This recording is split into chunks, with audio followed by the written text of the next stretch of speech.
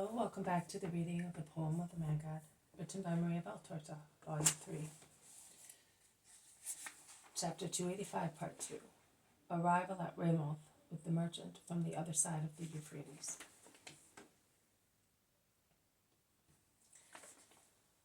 That is not a good reason, and I can prove it to you. If going along this road, which you know to be a good one, you should meet 5 or 6 people who said to you, "No, don't go this way. Go back, stop, go eastwards, turn westwards," what would you do? I would say, I know that this is the right road, and the shortest, and I am not going to leave it. Likewise, if you are negotiating some business, and you know the best way to do it, would you listen to those who either through boasts or interested cunning advised you to act differently? No. I would follow the method which my experience tells me is the best. Very well. Millennia of faith are behind you, a descendant of Israel. You are neither stupid nor uneducated. So why are you influenced by contacts with everybody in matters of faith, whereas you reject them when money or road safety is concerned? Do you not think that it is dishonorable also, from a human point of view, to place God after money and the road? I do not postpone God, but I have lost sight of him. Because business, money, your life are your gods. But it is still God who allows you to have such things. Then why do you go to the temple? Out of curiosity. Coming out of a house where I had negotiated some goods, I saw a group of men pay their respects to you, and I remembered the words I had heard at Ashkelon from a woman who made carpets. I asked who you were, as I suspected you might be the one of whom the woman had spoken to me. And when I found out that it was you, I followed you. I had done my business for that day. Then I lost sight of you. I saw you once again at Jericho, but only for a moment. Now I have found you again. That's it. So God has joined and interlaced our ways. I have no gifts to offer you to thank you for your kindness. But before leaving you, I hope to be able to give you a present, unless you leave me beforehand. No, I will not. Alexander Masacci does not take back what he offers. Here we are. The village begins after that turn. I will go ahead. We will meet at the hotel. And he spurs his mule, leaving almost at a gallop on the edge of the road. He is an honest, unhappy man, son, says Mary. And you would like him to be happy according to wisdom, would you not? And they smile kindly at each other in the first shadows of the evening. The pilgrims are all gathered in a large hall of the hotel, waiting to go to bed in the long October evening.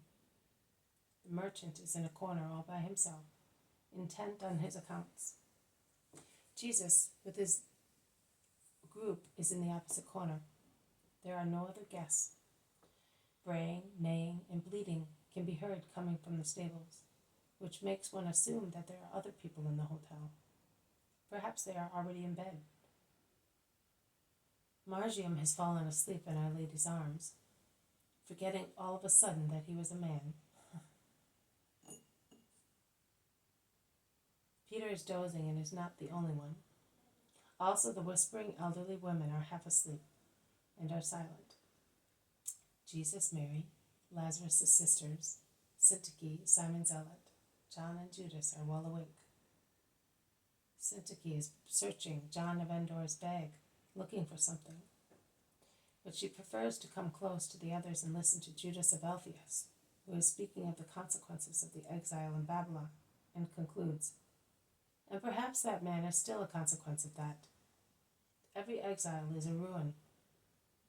Syntyche nods unintentionally, but does not say anything.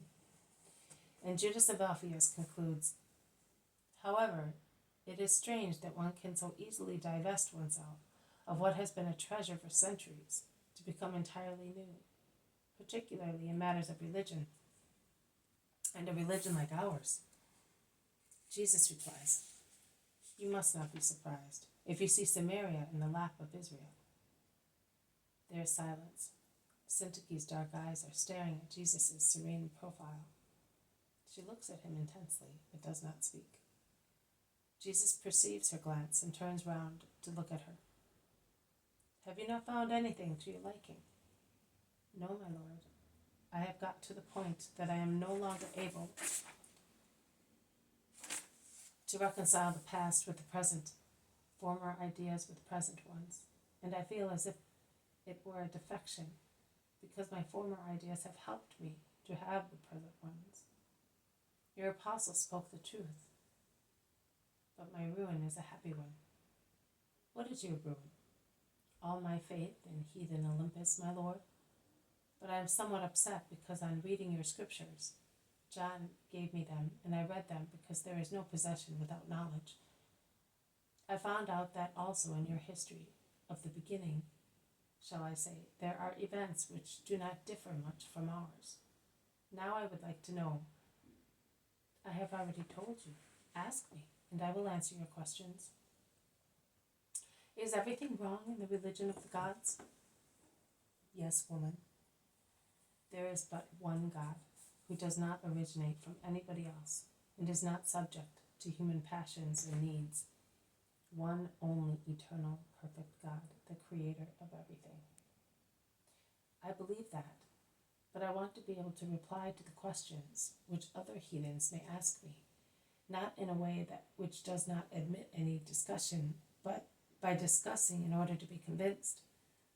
I by myself, and by virtue of beneficent paternal God, have given myself informal answers, but sufficient to give peace to my spirit. But I was willing to reach the truth. Others may be less anxious than I am in that respect, but everybody ought to be keen in such research. I do not want to be inactive with souls. I would like to give what I have received, but I must know in order to be able to give. Grant me knowledge, and I will serve you in the name of love. Today, on the way, while I was watching the mountains, and certain views reminded me of the chains of Hellas and of the history of my country. By association of ideas, the myths of Prometheus and Deucalion crossed my mind.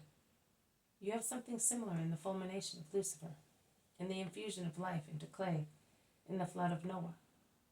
Light concomitances, yet they are remembrance. Now tell me, how could we be aware of them if there was no contact between you and us? If we certainly had them before we did, and although we had them, we do not know how we got them. We still ignore one another in many things. So how could we, thousands of years ago, have legends which are remembrances of your truth? Woman, you ought to be the last one to ask me, because you have read works which could answer your questions by themselves. Today, by association of ideas, from the remembrance of your native mountains, you have gone on to the remembrance of native myths and comparisons. Is that right? Why? Because my awakened thought remembered. Very well. Also the souls of the very ancient people who gave a religion to your land remembered. Vaguely, as someone who is imperfect can do. Someone separated from the revealed religion, but they have always remembered. There are many religions in the world. Now, if we had here in a clear picture all their details, we would see that there is something like a golden thread, lost in much mud, a thread with many knots in which fragments of the real truth are enclosed. But do we not all come of the same stock? You say so. So why were the very ancient ones who came of the original stock, why were they not able to bring the truth with them? Was it not unjust to deprive them of it? You have read Genesis, have you not? What have you found? A complex sin at the beginning. A sin embracing the three states of man, matter, thought, spirit. Then a fratricide. Then a double homicide to counterbalance the work of Enoch, to keep light in hearts. Then corruption, when the sons of God out of lust married the daughters of men. And notwithstanding the purification by the deluge and the remaking of the race from good seed, not from stones as your myths state. Likewise, The first clay modeled by God to his image, and in the shape of man, was endowed with life through the work of God, by the infusion of vital fire, and not through the theft of vital fire by man. There was a fresh outburst of pride and insult to God. Let us touch the sky, and the divine curse. Let them be scattered, and let them no longer understand one another. And the old stock became divided, like water clashing against a rock, is divided into little streams, and does not come together again. And the race was divided into races, mankind driven away by its sin, and by divine punishment was scattered, and never came together again, carrying with itself the confusion created by pride. But souls remember, there is always something left within them, and the most virtuous and wise see a light indistinctly, a feeble light in the dark of myths, the light of truth. It is the remembrance of the light seen before life, which inspires them with some truth, in which are fragments of the revealed truth. Is that clear to you? Only partly, but I will think about it. Night is the friend of those who meditate, collect their thoughts. Well, let us go and collect our thoughts. Let us go, my friends. Peace to you, women. Peace to you, my disciples. Peace to you, Alexander Masachi. Goodbye, my lord. God be with you, replies the merchant, bowing. This has been a reading from the poem of the Mad God, written by Maria Valtorta, Volume 3, Chapter 285, Part 2, Arrival at Ramoth, with the merchant from the other side of the Euphrates. Thank you for listening. I will see you tomorrow. May God bless you, and may peace be with you.